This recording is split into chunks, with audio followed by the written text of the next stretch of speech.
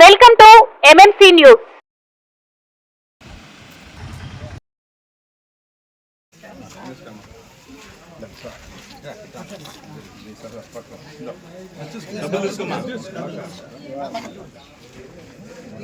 ఇక్కడ వరకేనా?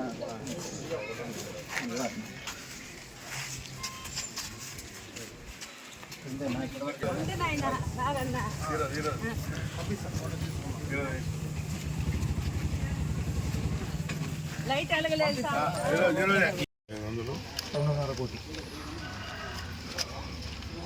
ఈరోజు రాష్ట్రంలో ఆర్థిక ఇబ్బందులు ఉన్నా కానీ పేదవాళ్ళని దృష్టిలో పెట్టుకొని వితంతువులకి, వికలాంగులకి, ఓల్డ్ ఏజ్ వారికి అందరికి కూడా ఏ రాష్ట్రంలో లేని విధంగా మన రాష్ట్రంలో 4,000 రూపాయలు పెన్షను, 4,000, 6,000, 10,000, 15,000 ఈ విధంగా వాళ్ళ స్థితిని బట్టి అందరూ కూడా ఈరోజు మనం ఇంత పెన్షన్లు ఇస్తూ ఉన్నాం.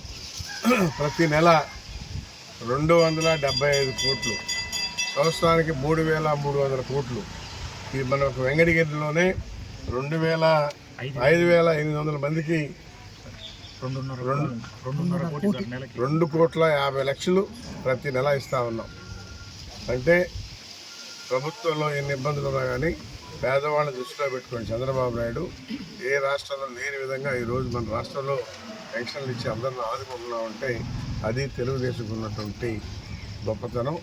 కాబట్టి ఆయన కాన్సెప్ట్ ఒకటే, ఉదయంతోనే 1వ తారీఖు ఈ ఎవరైతే సచివాలయాలు ఉన్నారో ఆ సచివాలయం సిబ్బంది 7 గంటలకు వచ్చి పెన్షన్ పంచాలి.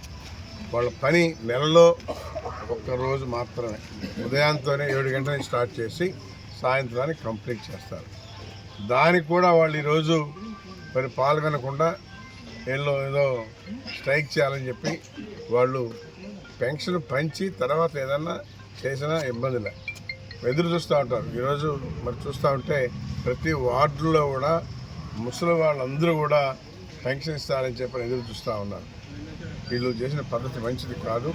కాబట్టి దాన్ని సరి చేసుకొని వెంటనే వచ్చి పెన్షన్లు ఇవ్వాలని చెప్పేసి తెలియజేస్తాం.